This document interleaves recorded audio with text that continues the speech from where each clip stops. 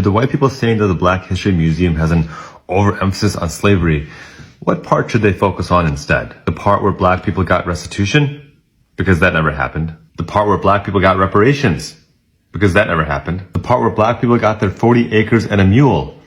Because that never happened. The part where Black people had their civil rights protected right away? Because that never happened either. In fact, it took until 1965, and even then, those civil rights are slowly being stripped away case by case. If you don't like that a museum about Black history focuses on the countless ways that white people in power have stripped away basic humanity from Black people for 400 years, here is an idea. Stop suppressing basic humanity for Black people, pay restitution, pay reparations, protect civil rights, and dismantle the white supremacist infrastructure that sustains to this day from the legacy of slavery. You don't get to violently enforce 400 years of white supremacist policies, profit off of them, make generational wealth out of them, sustain power from them, and then look in the mirror and get offended by what you see. So I'm pretty sure that none of my white friends really like me anymore or want to hang out with me anymore. Maybe they do like me, but they just don't want to hang out with me anymore, mostly because I'm always talking about racism. I'm always going to be that one person that is going to bring up that subject, and I know nobody wants to talk about it other than me and like a handful of other people. And I don't bring it up because it's a fun topic, because it's really not. Like, I don't want to be talking about it. I don't want to be experiencing it. I don't want to be, witnessing it happen in front of me. It sucks. It's horrible. I don't want to be that person. I don't want to be a fucking buzzkill. I don't want to be a Debbie Downer. I don't want to be the fucking PC police. It's like they think that I don't know how insufferable I am. I'm in here. I am in here 24/7. White fragility literally never ceases to amaze me. A few weeks ago, my aunt, who is white, was telling me this story about her brother-in-law, who in the 90s had done the Peace Corps in Ghana and ended up marrying this Nigerian woman. And she tells me about how they got married, and the minute they came back to the States, they got divorced. And so naturally, I asked her, I was like, why did they get divorced? And she goes on to tell me how, because of the time, his family wasn't accepting of her, whatever. And then also adds, but she was probably just in it for the green card. And so I said, oh, I love that for her. That's all I said. That's literally all I said. The conversation moves on. We have dinner, whatever. 3 days later, I get a multiple page long text message from her.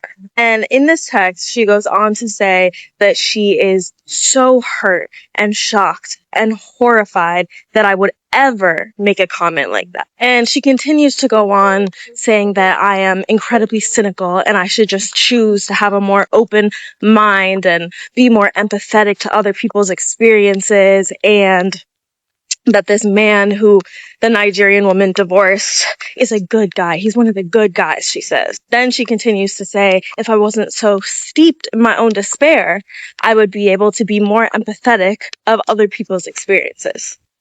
She then ends the message, my Caucasian aunt, let me remind you, saying that I need to address my privileges and that I don't understand other people's experiences. Now, I have not responded to this text because I'm not quite sure what the most productive approach here is. I'm not convinced that I could respond in a way that she would like. She wants me to apologize and say I'm so sorry for offending her and her white brother-in-law. Part of me wants to just send her the book White Fragility, but I don't actually love that book that much. So regardless, I have not talked to my aunt in 3 weeks, and I have not heard from her. And I'm curious what y'all would do in this situation. I literally feel like I'm in a satire about being mixed and white fragility. And yeah, it's just crazy. That's all I gotta say. What does it mean to be white? And why are white people so bad at talking about race? After spending 20 years running diversity trainings for big companies, Dr. Robin DiAngelo has heard every excuse in the book from white people on why they weren't racist. They had a black friend at work, they were colorblind, they did Teach for America. Because, I'm vegetarian, so how could I be racist? White people provided her with all of their evidence and credentials that proved they couldn't be racist. Put on your seatbelt, listeners. Yeah. White people are all racist. So after 2 decades of talking to white people about race, Dr. D'Angelo realized that not only were white people terrible at talking about racism, but they were oblivious to it. Even millennials. I've been doing a lot of work with tech companies, and most of the employees are under 30, and they are oblivious. They see themselves as open, and yet they can't engage with any nuance or depth. And so they're flabbergasted when there are very few coworkers of color share with them how much pain they're in. Why are white people oblivious to racism? Well, for one, we can't even answer what it means to be white or have a race. If I can't answer that question, what does it mean to be white? I'm not going to be able to hold what it means not to be white. I'm not going to have any ability to validate an alternative experience. And that is what it's like for people of color every day. When they try to talk to us about their realities, we, in a range of ways, refuse that reality. Most of us will claim that race has no meaning to us. Or if it has meaning to us, we've been in no way touched by racist conditioning or racist messages. Most of us feel exempt from the literal water we're swimming in. And the reason we feel exempt from the entire world around us is because we've convinced ourselves that we're different from other white people. Look, we know some white people are racist, but we're not like them. This idea that we're all special and unique, and that if I just knew this about you, I'd know why you were different. After all, you've been in Teach for America, haven't you? All right, so let me get this straight. We don't want to acknowledge our own race despite living in a society where it has profound meaning, which makes it really hard to talk about racism. And yet the most offensive thing to call a white person is a racist. What's up with that? Racists are mean individuals who consciously don't like people based on race and intentionally seek to harm them. If that is your definition of a racist, and I say to you, "Wow, what you just said was racist," you're going to hear that I just said you were an intentionally mean person. Right. And you're going to experience that as a question to your very moral integrity. Right, because then it means you're a genuinely bad person and you're immoral. Right. Everyone has racial bias, but this is part of what makes it so challenging. We know it on some level. I think white people are so triggered by black joy because they have zero control over it. And white people are all about control. And anything they don't get to control and manage and dictate freaks them the hell out. They don't get to be the leader. I need to talk about what happened in my comment section this week. Matter of fact, it's still going on over there. Because there was a master class in something that every black person in America needs to be able to recognize and name when they see it. Okay, I posted documented history about Vida, Texas, federal court records, United States Census data, okay? A neo-Nazi demonstration from August of 23, just 3 years ago. A black man named Bill Simpson who was driven out of that town by racists and murdered in another town with only $2.14 in his pocket. Every single claim in that video sourced, every receipt verified. And white people from Vida and surrounding towns, baby, when I tell you they flew into my comment section by the dozens. Not to say we're sorry that happened. Not to say that was wrong and we acknowledge it, but to say you're a hate monger, you're a race baiter. Your information is outdated. Come visit Vida and see for yourself. Stop spreading lies. Baby, them hit dogs was hollering. I want you to understand the psychology of what you just witnessed because it has a name, all right? Robin DiAngelo, who is a scholar at the University of Washington, has spent years studying this exact behavior. She calls it white fragility, okay? And she defines it as a state in which even a minimum amount of racial stress becomes intolerable. It triggers anger, argumentation, defensiveness, and last but not least, silence. And all that's designed to shut the conversation down and restore white comfort. But what happened in my comment section was more than fragility. It was civic identity protection. And here's what I mean. When a town is your identity, when Vida or some similar little town raised you, when your grandmother is buried there, when Friday night football and Sunday church and your first job and all your friends are wrapped up in that place, and someone comes with documented proof that the community you love was built on a foundation of racial terror, they're not just criticizing the town, not to you. They're threatening the story that you tell yourself about who you are and where you come from, okay? And that threat produces one response, and one response only, and that is defense. Not accountability, not grief, not apology, defense. And here's what the research tells us about communities that have genuinely reckoned with racist history. They're out there. They lead with acknowledgement. That's number one. That has never happened with Vida. Germany doesn't defend the Nazi era, not at all. It memorializes the victims, teaches the history in every school, and prosecutes denial. South Africa built the Truth and Reconciliation Commission specifically because they understood that healing requires naming what happened out loud. That's acknowledgement. Not one person in my comment section this week has said what happened in Vida was wrong and I am sorry. And that silence is not proof that Vida has changed. Not at all. Beloved, that silence is proof that Vida has not changed. And I need you to remember this the next time someone calls you a race baiter for reading them documented history, all right? Because they will. But see, they're not defending a town. They're defending a self-image. A self-image that cannot survive the truth. And that's not your problem to solve. That's your truth to keep telling. Amen. And keep telling it. I'm definitely going to keep telling it. Stay mad. White fragility explains when a white person has a low tolerance for racial stress. It makes conversations about race uncomfortable because they have not had to practice having them. So when the topic comes up, they deflect usually. They'll say, I feel attacked. They'll say, are you calling me a racist?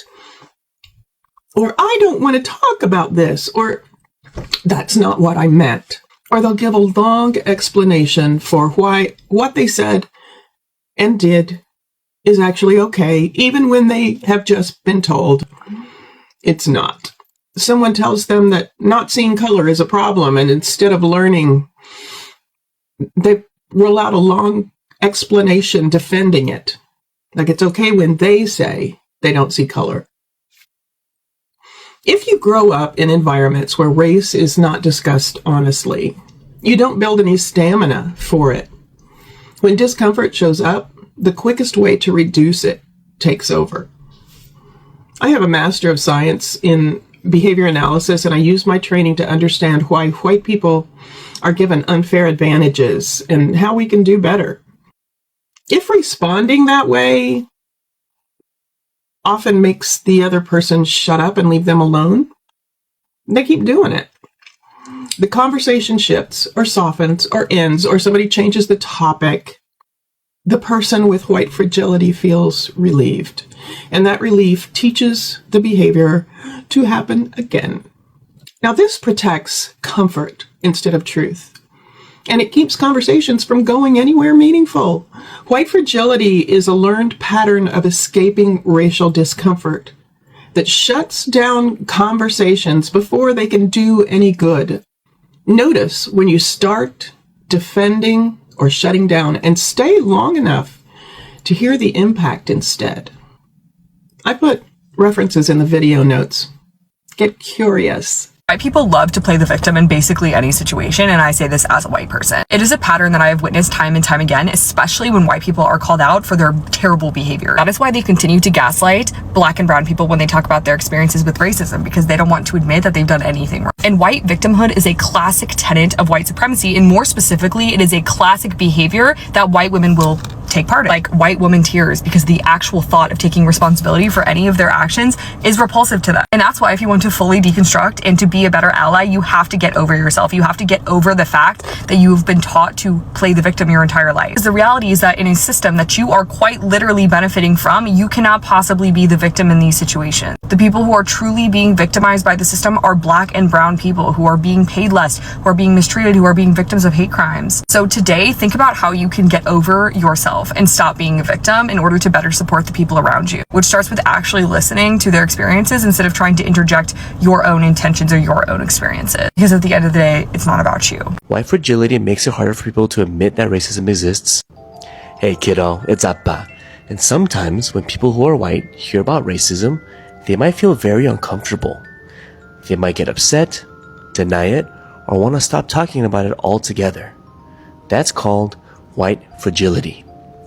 Imagine if you had a friend who spilled some juice. You tell them, hey, you spilled some juice. But instead of cleaning it up, they get mad and say, no, I didn't, even though the spilled juice is clearly right there. White fragility makes it harder for people to admit that racism exists or listen to others, especially people of color, talk about unfairness. But here's the thing. Being uncomfortable is okay. That's how we grow. But if we shut down or get defensive, we don't or can't fix the problem. Okay? Okay. Bye. I'm unmoved by white tears. Most of us are unmoved by white tears because we don't actually think they're real. It's a performance. It's a switch that you turn on because you know that we have been socialized to see you as more human and of more value. So whatever it is you think and whatever it is you feel, we are supposed to respond to it. Y'all don't respond to black women crying the same way. Nobody does. Nobody does. The minute a white woman cries, the world has to stop. Oh my God, what's wrong with you, baby? Black women cry, we could be rolling around on the ground screaming. And you are moved because you've been socialized not to see us as human beings. Fuck. Our tears don't matter to you, but a white woman, and y'all know that shit. That's why I'm not here for the fragility. You know that. And so you very deliberately turn the shit on as a way to avoid accountability. Yep. Purposefully. That's not fragility. That's manipulation. That's strategic. That's diabolical. That's not fragility. And so this notion of white fragility is supposed to tell us what? We're supposed to let you off the hook because you can't handle it? No, you don't want to. And every time we hold your feet to the fire, all of a sudden, oh my God, I'm so sorry. I didn't know. You didn't have to know. And now that I'm trying to make you know, you want to cry so we can end the conversation. This is how you run away.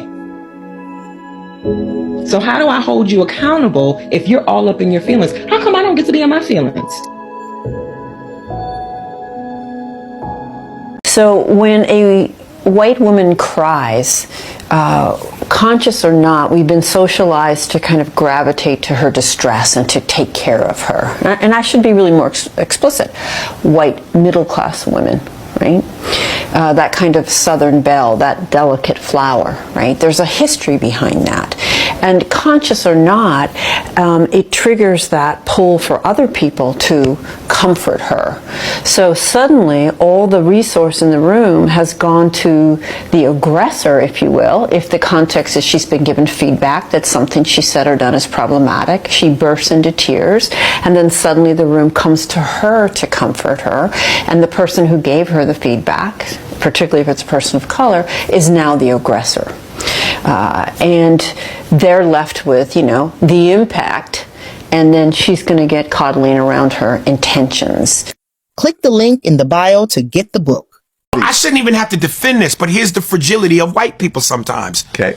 Anytime you say anything to uplift your people, that's a threat to them. Why does me supporting my people and showing love for my people and speaking the truth, why is that a threat to you? That does not mean I dislike white people. And I really don't. I got a lot. My podcast partner is Jewish. Yes. He's uncut cocaine white. He's pure. You know what I'm saying? I eat with this dude. I break bread with this dude. I do a podcast with this dude. We travel on the road. You know? My manager, who's white, happens to be my friend. My agent, who's white and gay. So it's like, give me a break, man. It's just white fragility is something. There's been an alarming rise in white fragility across the board in America, in most countries in the West.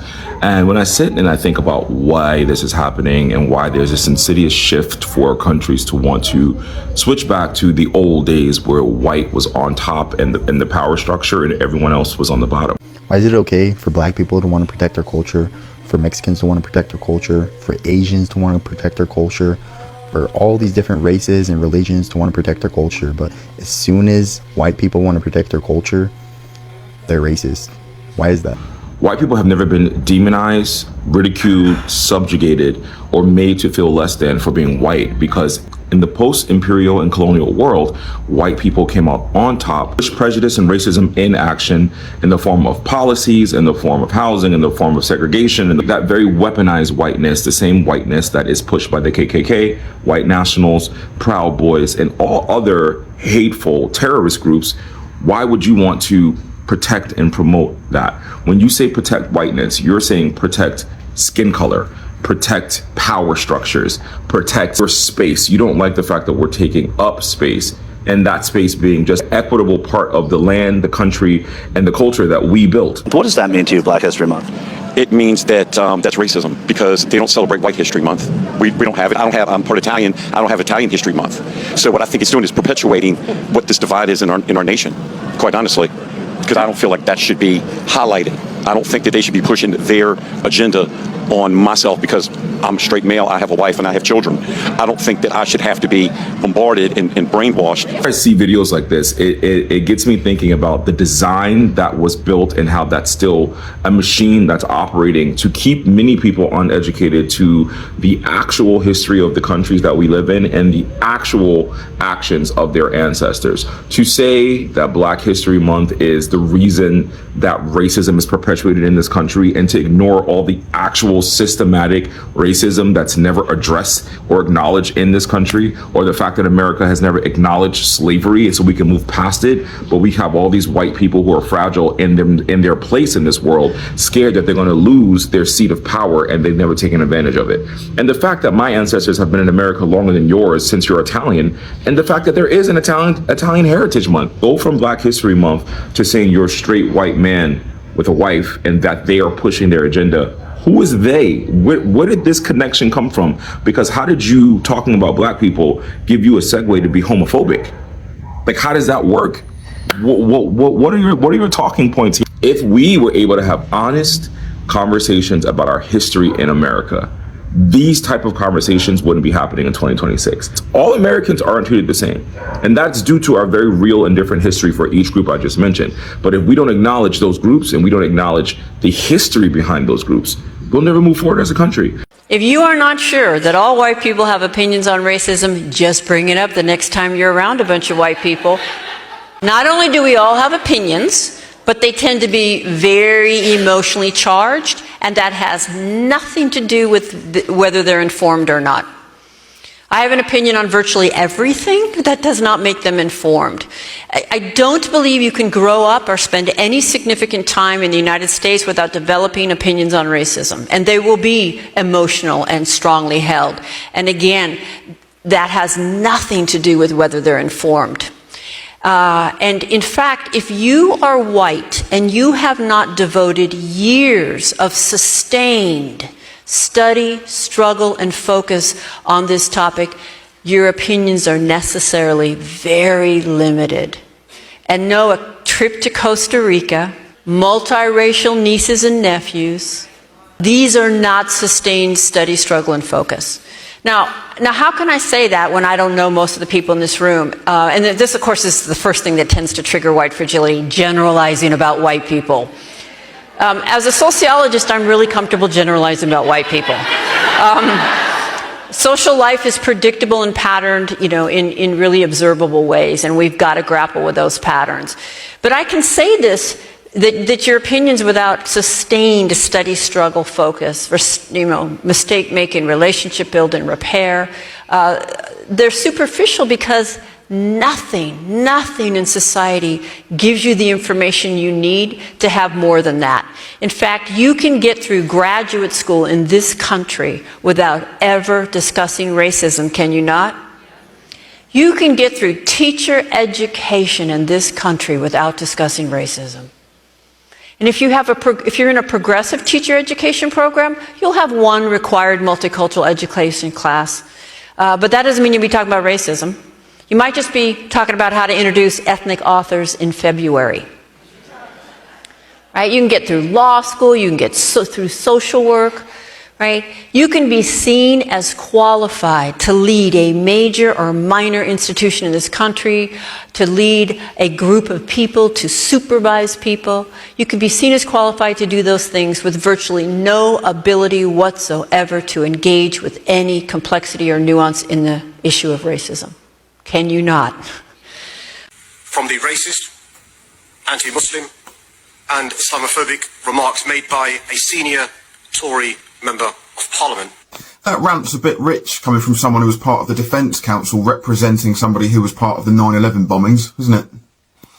Also a bit rich coming from somebody who has admitted to defending extremists as a human rights lawyer.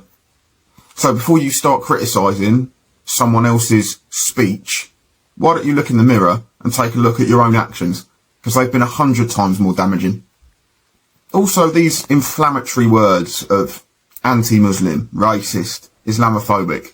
Lee Anderson said nothing that was racist, Islamophobic or anti-Muslim.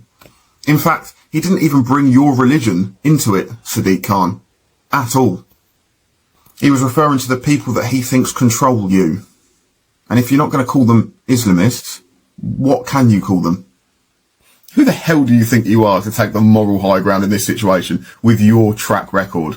You're just using these buzzwords to try and call upon your mob of woke, brain-dead, rainbow-coloured zombie supporters. Latino and anti-blackness is stronger here in the United States than in Latin America. That's what I've been navigating through since this comment came up, and I've been trying to answer it. Because it's simple to answer it, but in order to change the dynamics, you have to get through much more than the surface level answers. And the truth is that in Latin America, anti-blackness comes from even anti-indigenous sentiments, which it's shade, right? Wanting to better the race by keeping it pure in regards to light skin, right? That's problematic. That's a whole different videos, but it's not necessarily because someone is black as in the culture. It is because of the shade. So you can be black and be albino and be all right. You can be black and be light skin and be all right. If you're black and you're actually black, as in skin tone, that's where the hostilities become, right? If you're Latino, but you're much more indigenous, that's where the hostilities become, right? This is very important to understand because what it tells us is that here in the United States, this colorism takes a new life of its own because of the already existing rhetoric against black people in regards to the sentiments from slavery and so on that creates white supremacy and the hierarchy of racial purities. Here, instead of the different shades coming together, instead of the different groups coming together and uniting as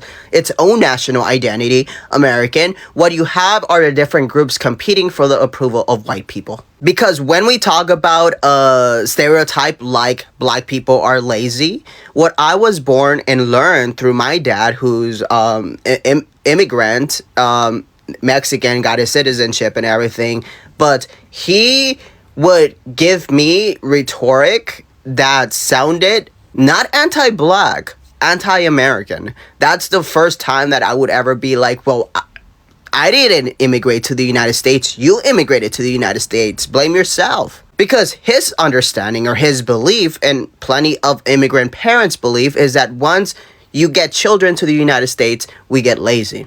So it's not that black people are lazy. It's also that white people are lazy. Because I've been told that. Yet the only problem is if black people are lazy. So what that tells us is that if anti-black dad, Latino, would rather you date a poor white man than a rich black man, it tells you that the problem is in the culture. The problem isn't that someone is lazy, that someone steals, that someone is loud. The problem is the skin tone, because that's something that you cannot hide, right? That's something that people will see. So I guess the good thing is that Latinos do not dislike black culture. We very much appreciate it, we love it, and we are influenced by it.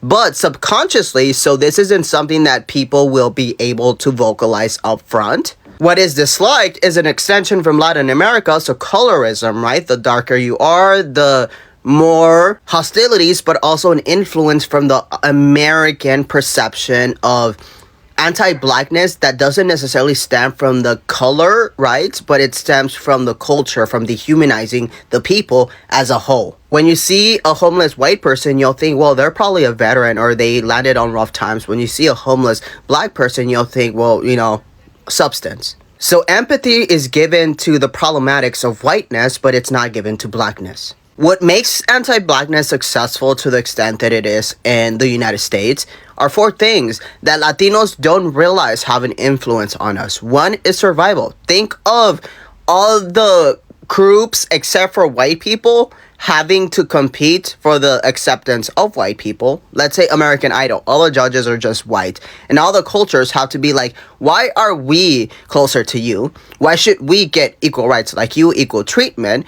And that requires us saying, well, we are different than this group because of XYZ. So things that you wouldn't have noticed before, you'll notice because you want to dehumanize them, right? If you want to dehumanize me, maybe you'll say, well, this fool, he has a neck beard. You shouldn't take him seriously. So when you already have that hostility, you just find little things that maybe aren't even a problem, but you will amplify it just because it makes you feel better. And again, this is done subconsciously, so if you ask Latinos, they probably won't be able to vocalize it like this. But the first reason that I came up with is survival, which is just that, right? You have to survive, which means that you have to compete for who is the closest to whiteness. And in that reality, it creates hostilities of differences and things that probably unite us. I remember growing up and listening to Art LeBeau, a bunch of black influence there from oldies. I have pure memories of my brothers ironing their clothes to Art LeBeau, to black voices, not Spanish-speaking voices. They had some Smokey Robinson. So to survive, we've been taught that you have to throw the other one off the cliff, metaphorically.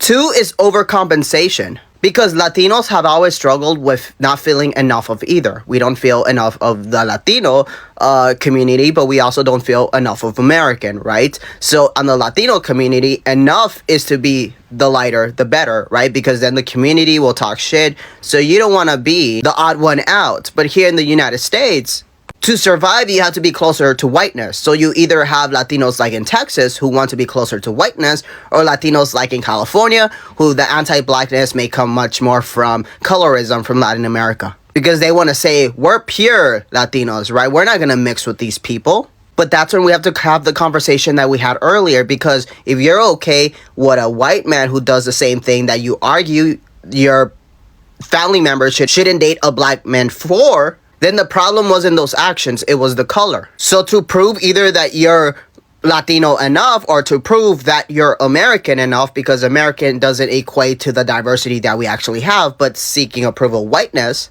then through survival, you will start to push others out so that you're the sole winner of whatever competition this is. And really, that was why, 43% of Latinos voted for Donald Trump, because when we look at the Voting Rights Act, some Latinos may have thought that that was a black people law, right? But the thing is that black people law also benefited us all, including Latinos. But they couldn't see that because they can't think that far advanced. The third moves us to tribalism, which is what I just said, right? Because you're like, well, they are different and we are we. So you shouldn't date them because they're different. But it's much more like tribalism and much less of just race or like color or like group dynamics. It's like when you grow up around a gang. Like, I didn't wear red until I was in my 20s. I wasn't a gangster, but I had families who were really involved.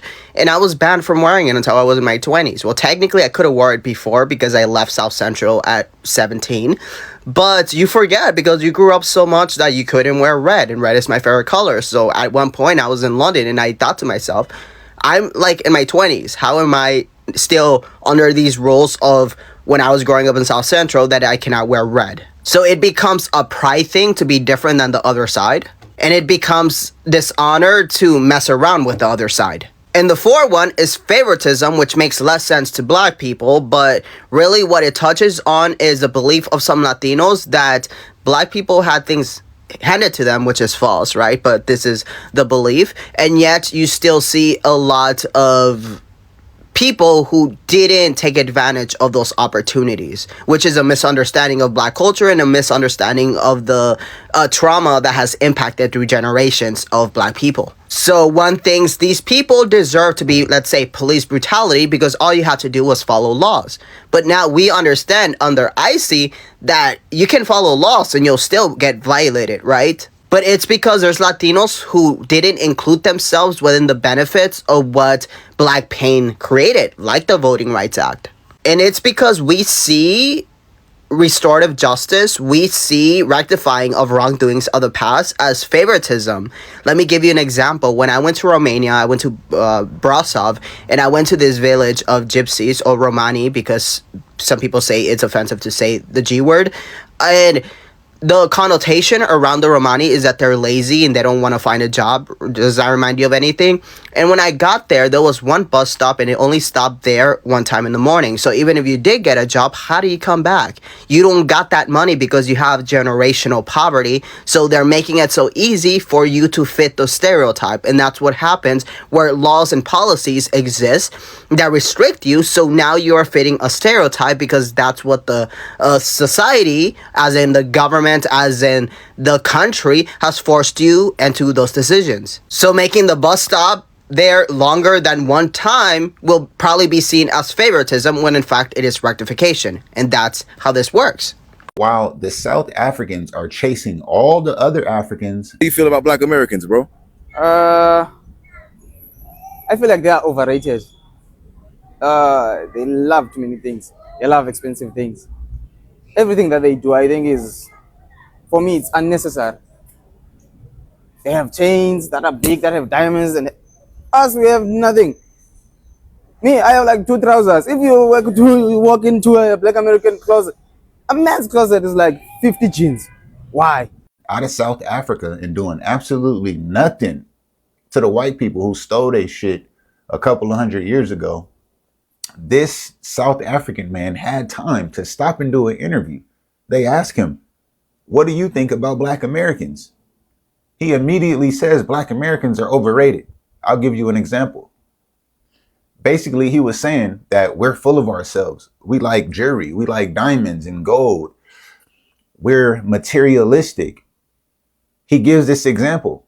He says that he only has 2 pairs of trousers. If you go into a black American's closet, we have 50. Yeah, you're right. But you sound jealous because y'all don't have shit. That's what this sounds like. It sounds like jealousy. So if you ask me, this is the rudimentary issue. Jealousy. You guys are not like us. You can get like us, but you're not. For this man to have the time to feel that way about a black American that he don't know and have never met, while all the chaos that's going on in fucking South Africa right now blows me. That shit blows me. We on the mind of the South African while they chasing Nigerians, Somalians, and anybody else out of their fucking towns. They still worried about us. Sheesh. What did he say? Go back to Morocco. Go back to Morocco or Tunisia? Yeah. Why would you say that? It's so disrespectful. I was born here. I was born here. Were you born here? Were you? Well, yes, I was born here. Doesn't look like it. Yeah, have some respect. I've paid my taxes. I'm very respectful. Don't ever disrespect me like that. It serves you right. It serves me right. Do not ever disrespect me like that. Where are you British? It serves you right. Are you British yourself? I don't want to. Are you born here? Don't shout at me. Don't disrespect me. That was racist what you said. Go back to where you come from. I was born here, okay? Don't ever disrespect me like that. Okay, have some respect. You probably weren't even born here yourself. Well, you're not speaking to me. Because of what you just said, it was very, very disrespectful. Don't ever talk to anyone like that. Who do you think you are? You're shouting. Don't ever talk to anyone like that. Right, I'm going to speak to. Speak to staff. I've got it recorded saying go back to your country. Who do you think you are? Yes. You don't talk to anyone. You don't say to anyone go back to your own country. Who are you? Look at the way you're speaking to me. Yes, I will speak to you like this because you are condescending, you are racist, and you are disrespectful. You don't talk to anyone like that. Your parents or yourself were immigrants themselves. Have some respect. No, I'm sorry, but I'm not going to be spoken to in that way. I will speak to you. If you disrespect me, I will return the energy. You don't disrespect me. You don't condescend me and think I'll speak to you with respect. You earn your respect, and you just lost it. Don't ever talk to me like this. Don't ever talk to anyone like this. Don't tell anyone, go back to your own country. That is disrespectful. Well, you should, because you're so rude. This is my country. I'm not going anywhere. Don't ever tell anyone, go back to your own country. Are you okay? I'm sorry, but I'm not going to be shouted at. I will shout at you because you were just racist. You was disrespectful. You're the only one who's shouting. You do not tell anyone, go back to your own country. I'm not shouting. And now you're gaslighting. You said go back to your own country. I've got it recorded. She told me go back to your country. And she was sticking up the middle finger. She's an immigrant herself. Well, listen. Who do you think you are? Well, listen. It's disgusting. You're a disgusting woman. Well, listen. That's what you are. Listen. I'm not listening. Who was rude to me. No, you was rude to me. You were staring at me throughout the whole journey, giving me dirty looks. Okay, my feet weren't even close to you. And then you made the request in a very condescending manner. And I told you you need to speak to people respectfully. You don't speak to people the way you did. Sorry, but I've got it in recorded. Good. Show it to the police. Go on. I will. Yeah. Okay, I'll show it to the staff. Show it to the don't staff, ever disrespect anyone. You know what? Shut up. Don't kick me. I'm not kicking you. I'm putting my leg just like what you did. You're kicking me. I'm not kicking you. Your feet. No, because that's exactly what you did, and you stuck the middle finger up, and I've got it on video. So don't ever cool. Then I'll do the same thing. Don't ever disrespect me. Minnesotans are being racially profiled on a mass level. We are being assaulted in our streets. They are being kidnapped from our communities. Parents are seized in front of their children by masked federal agents. High school students have been thrown to the ground and pepper sprayed on their own school grounds. And it's happening right here, right now. Anti-blackness is not a regional issue. It's a global operating system. And one of the most pervasive things in every corner of the world, and it's showing up in New York political races in 2026. Daria Lisa Avila Chevalier, a 32-year-old Dominican progressive organizer, did the impossible. She defeated Adriano Espaillat, a titan of the Democratic establishment and the head of the Congressional Hispanic Caucus. An Afro-Latina woman, the first Dominican woman to represent this district, Daria Lisa Avila Chevalier. But in the final days of his campaign, he did something that many of us are not shocked by. The headlines weren't talking about policy, real estate money, or Gaza encampments, which she cared about. They were talking about something much older and uglier and deeply systemic: anti-blackness towards Haitians. New York, political surrogates stood at polling sites, shouted that Avila Chevalier was not truly Dominican. They called her a Haitian and a Muslim as if they were political slurs. They warned voters that she was a part of a plot to replace the traditional Dominican community. It was such a problem that Mayor Mamdani had to actually make a statement about anti-blackness and anti-Haitianness. I understand that in our city, there will be a variety of opinions when it comes to which candidate to support and which district to be involved in. One thing I do want to make clear that I find unacceptable in our city is the attempt to use the term Haitian as a slur. The trafficking and anti-black sentiment and narratives that we have seen specifically in New York 13 when it comes to Daria Lisa Avila Chevalier is something that I cannot stand here and say is in line with the values. Think about the absurdity of that. The race wasn't happening in Santo Domingo. It was happening in uptown Manhattan, yet the establishment forces found a way to weaponize anti-Haitian and anti-black racism against one of their own, a woman born to two Dominican immigrants. So how did a border conflict from an island 1,500 miles away become a weapon in 2026 New York congressional race? To understand the script being flipped in New York City, you have to understand the man who wrote the script in the first place. Rafael Trujillo. During his brutal 31-year dictatorship in the DR, Trujillo explicitly manufactured a national ideology called anti-Haitianismo. He told the Dominican public that to be a true Dominican, you had to be culturally Spanish, Catholic, and essentially white, where most Dominicans weren't white. One man did more than anyone else to encourage these attitudes. The country's president between 1930 and 1961, General Rafael Leonidas Trujillo. Trujillo used anti-Haitian racism to help to forge a strong state after years of political chaos. He did everything he possibly could to claim that the Dominican Republic was actually a white nation, despite the fact that even he had Haitian ancestry. This is the Gold's album, Trujillo. Was published in 1956 with the purpose to promote the Dominican Republic in the world. Yeah, the image of Dominican Republic was this. All white, not even mulatto. No. No, blanco. Don't exist. Oh. Yeah. Jesus. Look at that. You would think it was Europe. Yeah, in his ID, he put on white. On his ID. He's white. But he was a mulatto. Yeah. Trujillo's anti-Haitianism reached its apex here on the Massacre River, which divides the two countries. Trujillo turned on the Haitian migrants, claiming they were encroaching on the so-called purity of the Dominican motherland. His victims included Haitian immigrants, Dominicans of Haitian descent, and Dominican. He painted neighboring Haiti as racially African, culturally incompatible, and a permanent demographic threat. Her last name, the candidate in New York, is Chevalier. So was Trujillo's mother, Altagracia Julia Molina Chevalier, the woman who raised the architect of the Parsley Massacre. Trujillo's maternal grandmother was of mulatto Haitian origin. His great-great-grandmother, which is even crazier, was Marie-Noël Louverture, the sister of Toussaint Louverture, who is the father and founder of Haiti. The man who ordered the slaughter of up to 30,000 Haitians because they couldn't roll their R's was himself Haitian, coming from a Haitian revolutionary bloodline. Talk about cognitive dissonance. The man wore skin lightening makeup to hide it. He imported Europeans to come to DR to whiten the look of the country. But even the bloodline argument falls apart the moment you actually know the history of the island of Hispaniola, because Haiti has Spanish last names. There are Haitians named Martinez Santos Guerrero. Spain colonized the western part of the island before ceding it to France in 1697.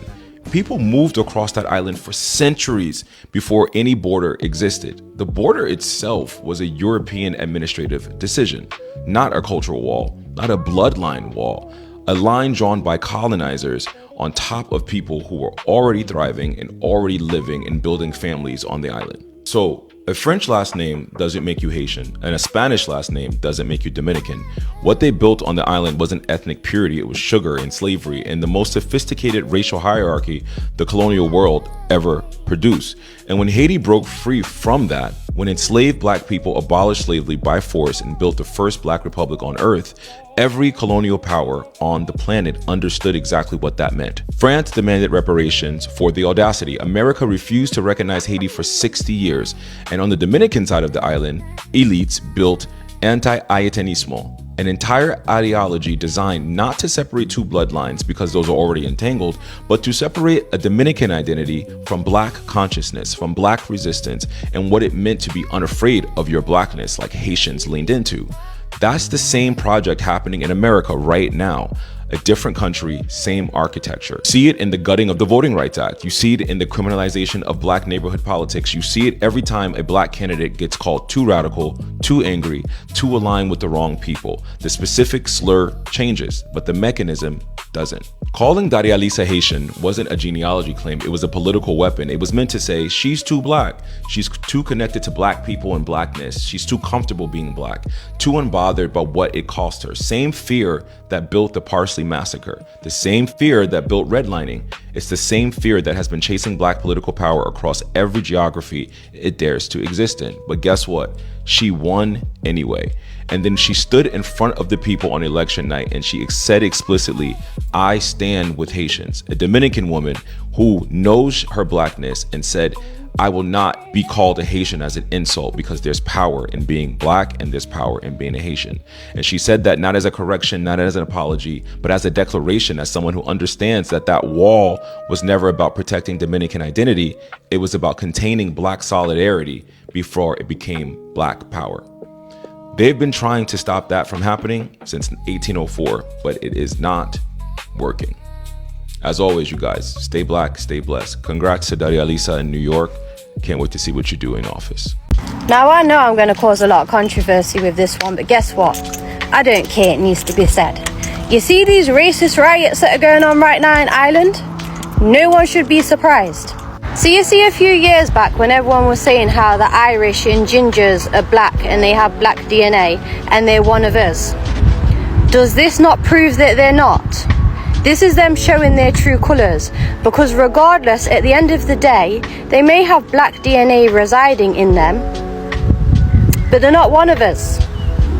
I would also like to point out, how do you think they acquired that black DNA?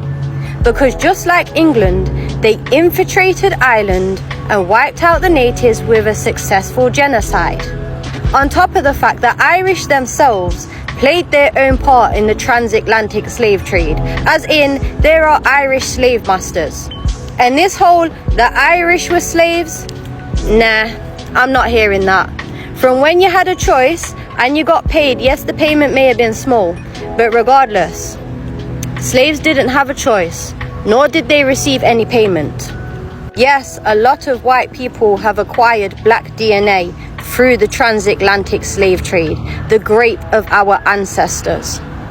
But just because they have a part of our DNA does not mean that they accept or respect us, because until this day, they still continue to oppress us and steal what is ours, whether it's our resources from the motherland, or it's our inventions, or our fashion designs, or our products for hair, whatever.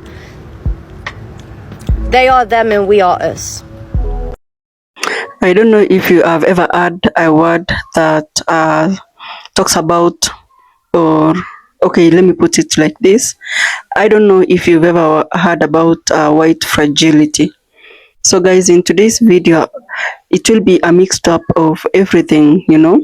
We are talking about this white fragility issue that has always been talked about over and over and over. And in 2026, it is still being talked about. So I want you to ask yourself like this question. What happens when a society starts questioning its own history? What do you think will happen? What also happens when conversations about race become impossible to ignore? Guys, I'm talking about this because, as you can see, like across the entire America, this issue about racial debates have become more intense than ever, and we are talking about the year 2026. So we are seeing videos about so many clips on social media to do with the same topic. We are seeing people discussing, exploding. We are seeing some clashes here and there, and I don't know if you noticed that there is this one word about white fragility that is being talked about. So I don't know, what do you think like it really mean when you talk about white fragility? Is it a real social reaction? Is it a political weapon? Or is it a misunderstanding that has made conversations about race even harder? What do you think, guys? Because you see, I want us to talk about some of these moments whereby there has been racial tensions across the entire globe. We are not only going to focus on the American soil. So I don't know, in our clips that we attached, you've seen some protests here and there, some debates, some reactions, but then in majority of our videos, it's entirely like how people reacted about the topic. And that is the uncomfortable questions that many people keep talking about. So as you can see, like, I want you to understand one thing, like this particular video is not about attacking one group So guys, I hope you can clearly see, like, from the clips, it's not about attacking anybody. I want you to understand that it's all about, you see, our video today is all about understanding why these conversations create so much emotions. I want you to honestly and truly understand that. So why do you think that this issue about race is still creating very strong emotions so many years later? You see, America has a very complicated racial history, and that is a history that involves slavery. That is a history that involves segregation. That is a history that, involves civil rights struggle and so many generations over generations of inequality. You see, many people believe that those events are in the past, right? But again, we still have those that will say that, you see, the impact and the effects of those past events are still visible today in our education system, in our policing system, in how wealth is created and favors certain people, in opportunities, you see. So when this particular type of topic comes out and people talk about it, I can tell you there is so much emotions that rise, and people, of course, will actually feel kind of accused. Some will feel kind of ignored, and the entire country is, at the end of the day, going to have these conversations that it avoided, like, for so many years. So that particular tension in itself creates a conflict, and a simple discussion can become a heated argument at the end of the day. So we've seen news clips that have become national debate, whereby everyone starts asking, like, why is it that this conversation is so difficult? Okay, according to your understanding, what do you think white fragility is? I know we have actually watched the clips already. So many people have touched on white fragility, what it means. You see, so if I was asked, like, what is white fragility, I will say that, it's about race. It actually describes a defensive reaction whereby some white people may have when they are being confronted with the discussions about racism or privileges. So the entire idea in our video today is not that every white person reacts this way. Kindly understand that. I am going to focus on a pattern of responses. For example, you see some people rejecting the conversation immediately. Others change the subject. Others become angry. Others feel personally attacked, or they refuse to discuss the issue at all. So some people are actually saying that, you see, this type of reactions, they can actually stop meaningful conversations. And that is very true, by the way.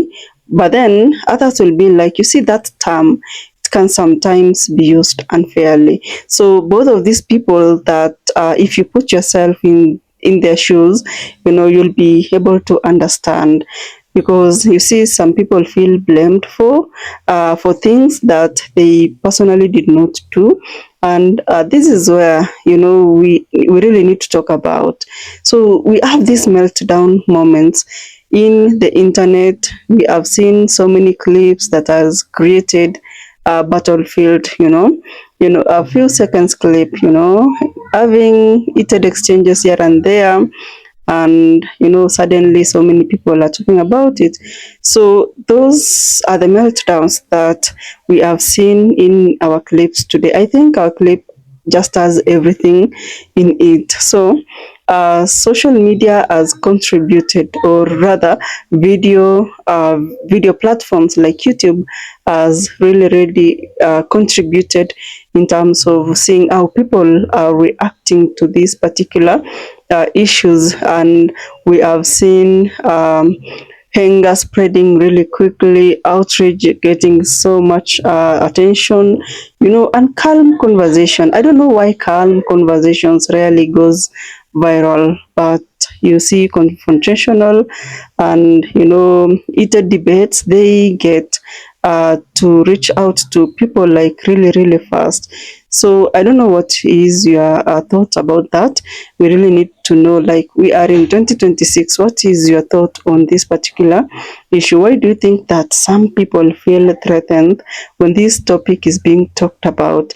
You see, for some white Americans, there are these conversations about race. They really feel personal to them, because to them they tend to hear discussions about privilege, and they think that they're talking about them having to work hard and others not.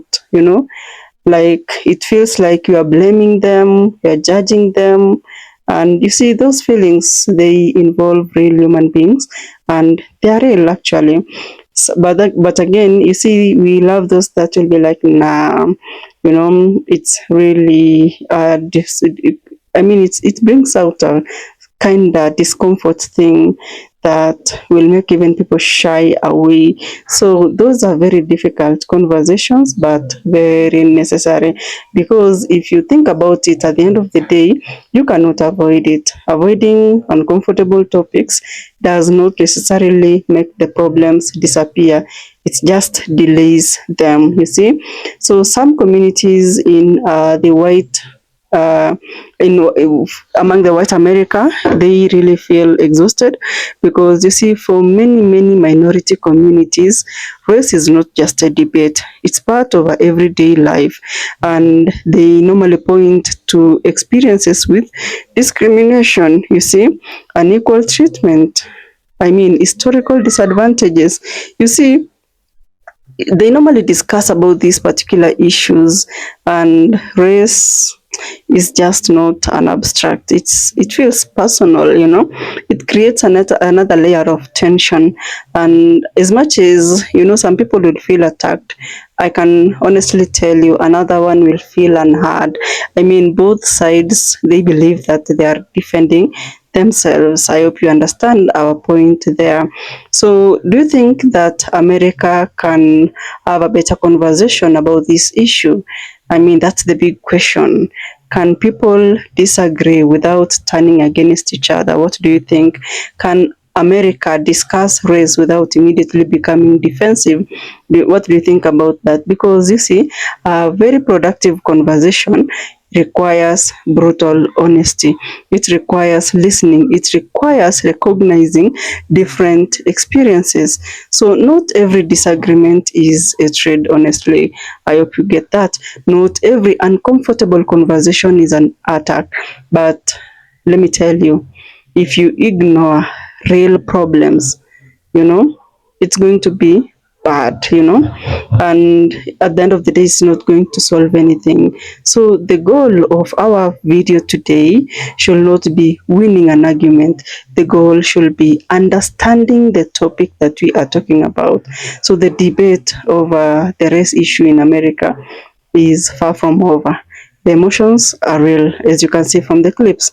The disagreements are real. The questions are very difficult to answer. But the biggest challenge is if the country can face its history while still finding a way forward.